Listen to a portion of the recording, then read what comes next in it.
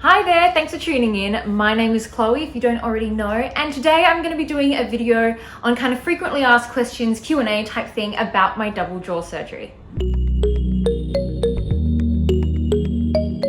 So firstly, I want to thank everybody for leaving a comment on the last video, whether it was just talking about your experience with jaw surgery or whether you were getting your braces on that day. I love hearing about it, so please keep them coming. And also thank you so much for everybody who submitted questions. They're excellent questions and I'm going to answer some of them today. I also got some really excellent questions on my DMs in Instagram, so that's over there if you ever want to just like have a chat and be like, oh my god, I have this very specific thing that I want to know, what do you think?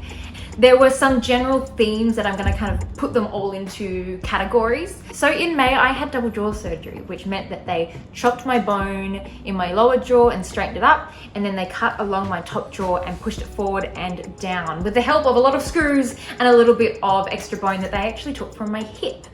I had documented the kind of day and days around the surgery and also a week after, so if you want to check those ones out, please do. I looked very miserable, but it is fine. Don't worry about it, everything's fine. There's a cat in a tree, okay. Today I'm going to answer some of your questions. I've got a little list here. And of course, if you have any other questions, especially spurring from these, because there's usually no simple answer, please chuck them down in the comments or give me a message and I will try to get back to you. Brr. I'm going to preface this with, I am not a medical doctor. I'm just talking from my experience. Of course, everybody's experiences are vastly different. I'm only talking from my own, so that's kind of all I can bring to the table. So the first major question that I received was, when did the pain stop? Was it painful? How much pain were you in? And all that kind of stuff. And to be honest, the first few days were really, really weird. I think from all the swelling, and you can see in those videos in the hospital, it just felt really tight on my skin. And so something that really helped me was just moisturizing it using Vaseline or some special moisturizing cream that's just really, really thick. Kind of just helped relieve my skin from that tightness from the swelling. So I didn't actually feel a lot of pain actually in my jaw, especially to start off. Like everything was numb. Everything was numb. Everything is numb. Everything is numb. Did you know my jaw is numb? Dun, dun, dun, dun, dun, dun, dun. I am numb. So I wasn't really in that much pain. You'll also see in the video before that I was kind of a bit like, I think I was a bit uncomfortable because my face was starting to swell and it was getting really, really hot.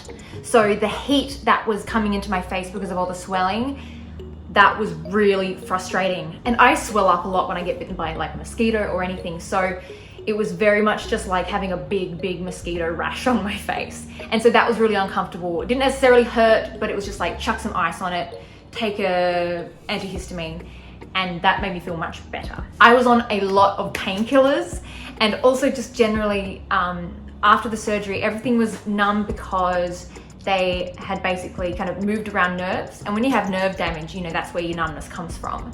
Of course, they didn't sever any nerves. That's where a big issue would come. I'm very glad that they were, you know, careful around my face when they were doing major surgery. And so, yeah, so the movement of all the nerves kind of helped the numbness, which also kind of helped not feeling any pain. The most pain that I felt was actually in my hip.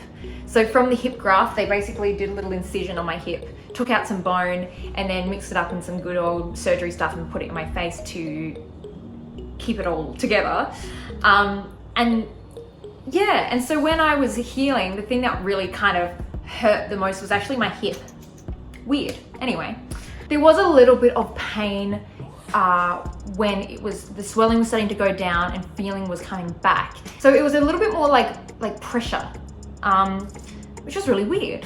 Because I was down in Hobart, it was really cold. And so I could actually feel, whether it was just my brain going, oh, it's cold, you gotta feel it in your face. But I felt like I could feel the temperature, the cold, like how cold it was in my face. So what I'd actually end up doing is I'd get one of those wheat bags and I'd heat them up in the microwave. And I'd just kind of sit it on my face and let the wheat bag kind of, and the heat just relax and kind of keep the blood flow going. At least it made me feel a little bit better. I don't know whether it did anything, but kind of like what I said in my last video, you've just got to do things that keep you happy and sane, because most of the time you're not going to be happy and sane, so you need to capitalize on that where you can. So kind of leading on from pain and stuff like that is the swelling. So I said before that the swelling kind of pulled my skin a little bit, and that's where things got really dry, especially under my eyes around here. So the cut was along here, but there was actually screws all the way up, kind of close to my eye sockets, which is a bit scary. Yeah, so I found because this skin up around your eyes is really quite, it's different to the rest of your skin, right? So that's why you have like special eye creams and all that kind of jazz. That might be a lie, but we live in a capitalist society. What it means that you have to have cream for special parts of your face, and then. So I just found putting a really thick kind of petroleum jelly cream underneath my eyes just kept as much moisture in as possible, helped it be a little bit more flexible, especially when it was very swollen, and especially down in Hobart because it was really dry during the winter and cold. My skin was not having a good time, so that was really important. But yeah, so there was swelling quite everywhere. I had a little bit of bruising on one side, which you can also see in the videos, but again, like, wasn't sore. The swelling definitely made my face look much different to, well, firstly before the surgery, but then also now. So it's important that when you have your swelling and everything's really huge, don't think that that's the end product, because it most definitely is not.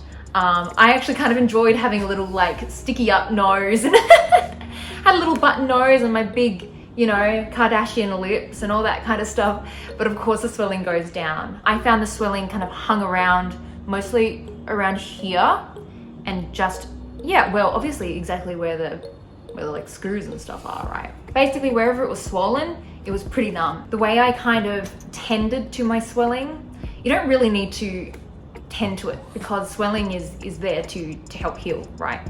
So the way that I tended to it though, if it was getting a bit hot, if it was feeling really uncomfortable, chuck that ice on it, especially in the first 5 days. Chucking ice on the swelling will just help everything just stay calm and it will keep you really comfortable. My swelling kind of, it increased to about day 5 and then it started to go down. I would find that in the mornings I would be more swollen than in the evening, just because when you move around, the swelling goes down because you're getting all the muscles going and blood flow and everything's just doing its thing. But when you're asleep in one position, not doing anything, that's where your swelling goes, oh yeah, cool, we're not moving, so let's... Anyway, you might find that as well. This was a very common question about numbness, how long I was numb, if I'm still numb now, any tingling, da la la la. I was very, very, very, very numb in the first maybe 2 weeks. I couldn't feel the inside of my mouth to even eat things and know where the food was. And I was very numb just generally on bones, around my lips, on my nose. Basically where everything was swollen, I was numb. The hardest thing about numbness was just trying to eat or trying to drink water or drink your soups, right? So you've got to kind of relearn where your mouth is and what shape your mouth is. So when you're drinking water or eating eventually with utensils, it can be a little bit hard to have the kind of body-mind connection that you're definitely used to. We know how to eat probably because we have that physical touch feedback, right? Same with talking, all that kind of thing. So when you're really numb, you don't really have that feedback anymore. So you just got to be really aware of what's going on. The numbness pretty much kind of started to go away when the swelling was going away. So kind of what I understand from that is that the swelling was kind of restricting a lot of the nerves, because there's just like a lot of pressure in there. And so when the swelling was going down, I think I might be talking out of my butt right now, but I think when the swelling was going down, it was just letting my nerves be a little bit more free. It wasn't so much pressure on them. Something that I tried to keep doing, especially regarding numbness, is use my little jade roller or just generally massage my face to, I don't know, just to see if I could stimulate something or at least just feel something. I just want to feel something. I still have a little bit of numbness over here in my chin. Not so much in my lips, everything's fine there. And a tiny little bit in my nose. So I only got my surgery done in May, so I'm still waiting until next May to see what the final results is, but currently I don't have very much numbness at all. And if I feel it to be a little bit tingly or a bit annoying, I just kind of give it a massage, and at least it makes me feel better. Something that's really funny though regarding the numbness in my nose is that when I eat ice cream or I eat something cold, my nose feels cold, but this very specific part. And so I'm like, there's some wires crossing here. It's a funny little quirk, and I guess I'll just see how it goes once a year has passed, and I'll update you. I took more time off than I thought that I needed. So a lot of resources and references online will say that you can kind of, have 2 weeks off school or work, and then you can go back and you'll be fine. Yes and no. For me, 2 weeks was still like a point of, I was still getting really exhausted. My face was still really swollen. I still had bands on. I couldn't really talk properly. At least for me, I'm a massive introvert. Wow. So my job as a singing teacher is actually quite extroverted. And so for me, that took up a lot of mental and social energy. And especially because I was moving my mouth a lot and thinking about everything that I was doing, it was really exhausting. So I actually ended up judging how I was feeling. I think I took 3 weeks off, but I definitely could have taken 4, and it probably would have been better. So yeah, so I had 3 weeks off from singing teaching from work, and then I also told my university, because I'm doing a master's and there were a lot of assignments due at that time, I basically asked for a heap of extensions, tried to get as much done as I could, but really just working in little bursts when I had the energy, because your body is like physically healing bone. And especially for me, I hold a lot of value and energy in talking and singing and using my face. And so it was really, really exhausting to kind of keep up with everything. So I'm going to suggest, if you can either afford it, or whether it's money or like just with general time, and your teachers or boss is okay with it, see if you can get 3 or 4 weeks off. You are going to thank me. You're going to feel so much better afterwards. Otherwise, you'll keep using a nearly empty engine, and it's not going to be very good for your mental health. It wasn't good for mine, and I had to learn that very quickly. A lot of people get their surgery because of sleep apnea or breathing problems. Of course, that wasn't my case. I just had an underbite and I couldn't talk or eat properly. As soon as I woke up from my surgery, I could breathe through my nose properly. I didn't even know there was an issue there. But I woke up, and even though I thought I'd be really congested and gross, which I kind of was, there was like blood and grossness in my nose, and I could still breathe better than I've ever breathed in my life. But it was awesome to see such a difference, such a meaningful thing already change in the mere minutes of me waking up from from surgery. So it's definitely, if you think about the construction of it and the movement, because my top jaw was pushed forward and down a little bit, my sinuses have, I don't know, the space in between, I suppose, has gotten a little bit bigger. It's come out a little bit, so it's a bit wider, and because it's come down a little bit, it's a little bit like, I don't know, I guess that's how it works. I don't know. But I definitely feel like I can breathe more. I feel like I've got more space at the back of my mouth, especially as a singer. That's some important stuff. Generally, singing and speaking, they go hand in hand, but I'm gonna focus on speaking in this video because I'll do a whole other video on singing, because I'm a massive singing nerd, but I'm also a singing teacher, and I find it really interesting, and there's a lot going on. Speaking was really interesting. I felt that in the first few weeks, I didn't have a lot of breath and energy to actually speak. I found especially when I was editing the videos of me really early on, I was saying about 2 words at a time, going, so the and like it was a lot of effort. And even when I was starting to heal a little bit more, I still found the thing that nearly suffered a lot was my breath control and my breathing, to really get that power. Interesting. Anyway, I found it okay to speak pretty much straight away. On the first night in the hospital, when I had woken up and I was kind of just like, I can't really sleep right now, or actually, very quintessentially me, I woke up and I was like, okay, I can't rest. I've got to go through all of my vowels and consonants to see what works. And so I was in the hospital going, and seeing what the new equipment would do for me, or what I needed to work on. I used to do that all the time when I would get new bands on my braces, just to make sure that I was, you know, actively trying to work against any lisps or anything that I had. I found for a little bit I was talking really tensely. I was like, oh yeah, I shouldn't be able to open my jaw, so I'll just no, I could talk normally, and I had to nip that one right in the bud, because I didn't want to get a stiff jaw. I didn't want to get that to turn into habit when my jaw was like fully functional. No thank you. The words that I found really hard was W words. It's those words that go like that, because you don't have feeling in your lips. So I found just doing those kind of exercises. Again, I think I'll go over this more in the singing video. Just doing exercises and practicing sounds like and just, you know, all those weird faces when you're in the mirror and you're just really bored. If you can speak and you can move your mouth, do as much as you can. But then know when you're getting tired, so you don't feel completely burnt out of energy, and then you have just generally a week of crying. So I mentioned before that I actually got some bone taken from my hip and put into my face. So because there was so much space that they needed to fill, because they moved forward and down, they were like, oh cool, empty space. We can't have your jaw relapse, so let's take some bone from somewhere else. So they took it from my hip on this side. I still have a little scar there. It's healed over quite nicely now, it's fine. My bones in my jaw, they're all joined together with screws and like brackets, and they're all like titanium or whatever. So when I hear Sia's song Titanium, I'm like, yeah bitch, that's me, that's me.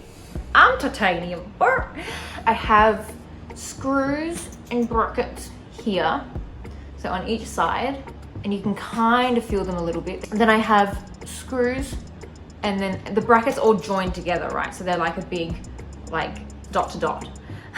The ones that I can feel the most are right next to my nostrils here. And when I see friends I haven't seen in a while and they're asking about my surgery, I'm like, you want to feel my screws? And they're like, yeah. So they basically, the top ones go warm and then kind of do a U, and they're all joined together with the brackets, where these guys just have their singular brackets. They didn't need to go all the way. So that's where my bones are. It's all pretty gnarly, and hey, if you happen to get this done as well and you can feel your screws, it's a great party trick. You make friends really quickly.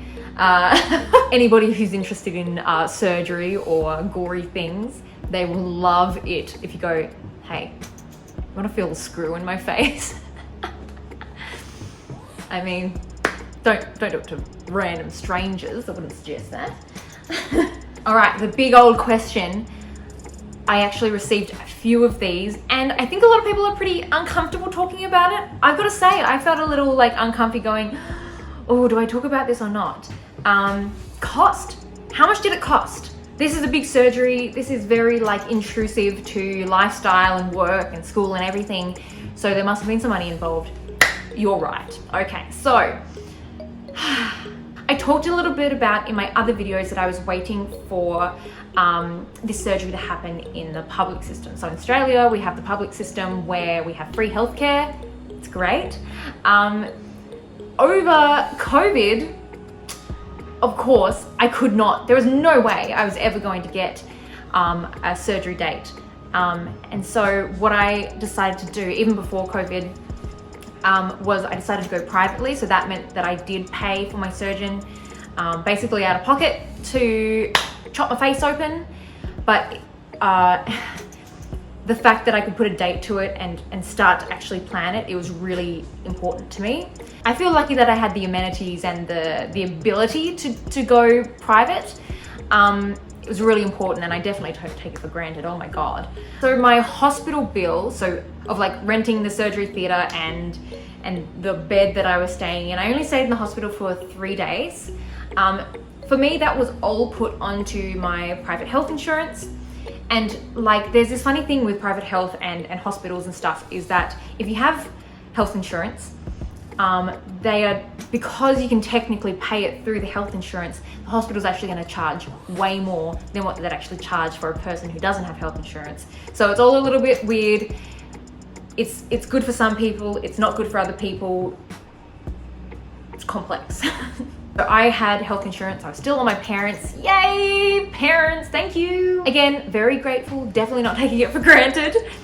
So all of my hospital bills and accommodation and stuff was put onto health insurance, so I didn't have to pay anything out of pocket for that. That was on my cover. Again, because I had health insurance, they amped up the price because they knew that the insurance could pay it. So that was actually up to about, the hospital bills that they charged the health insurance place was up to about 18 grand. Woohoo! It would not be that if I was paying out of pocket. That's what we just got to remember, okay? It's okay.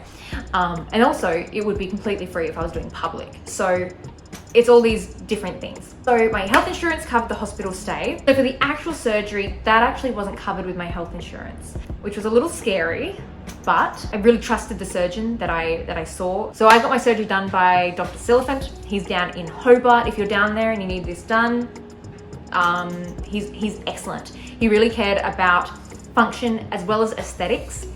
He actually also had the surgery done when he was younger, so I felt a little bit more secure that I was having my surgery done by a surgeon who had actually experienced it. You know, not a lot of heart surgeons or orthopedic surgeons are going to have had the surgery that they specialize in. So I thought that was actually quite special. We got on really well, and I think you're putting a lot of trust in this person. So I was really happy to stay with him because they took care of me really well. So like the items on the kind of itemized list was like 4 wisdom teeth out, bottom jaw moving, top jaw moving, the models included, the grafts that I had to have with my hip into my teeth, all that kind of stuff was in there. So it got up to about 8 grand. So this isn't a severely cheap surgery because there is a lot that does go into it, and the surgeons train for a million, dillion, zillion years.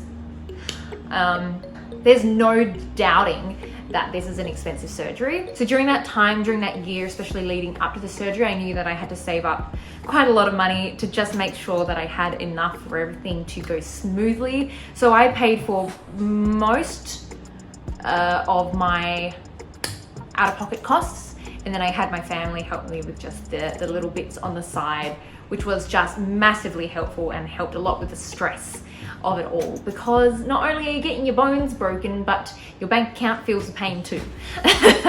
I'm going to suggest that, especially for financial things, talk to as many people as you can about the options that you can have. Especially if you do go private, make sure that if they don't, if they're not covered by your insurance or they're not partners or something, either go, is this the right thing for me? And go find another surgeon that is covered with your private health, or like figure it out and just get that all done before the week leading up, because you're going to be so stressed. Yeah, get your support networks, or put, like, you know what to do. I don't need to tell you what to do with your money. I don't need to tell you what to do with your money. You just do what you need to do. So there we go. So after all of that, dude, it's so worth it. It's so worth it. I feel so much happier with my face positioning. I can eat. When I look at photos of myself, I don't cringe because I can see such a massive problem, a massive underbite. Yeah, it's worth it. It's very much worth it. What I found is that it went really quick. It did. It really went quite quick. Luckily, I had a lot of help, and I feel so grateful for everything that went well, and I feel very, very grateful that there wasn't any infections or weird swelling or bleeding or anything like that. I feel like I was very, very lucky. Thank you again so much for watching and sending in all of your wonderful questions. I might have missed something, but please chuck them down in the comments below. I'll see if I can get onto them and give you as much detail as I can. I hope that this answered some of your questions that you might have had. Hit me up on Instagram. I'm there to chat and answer any questions. Thanks so much for watching. I will see you in the next video. Goodbye. Eee.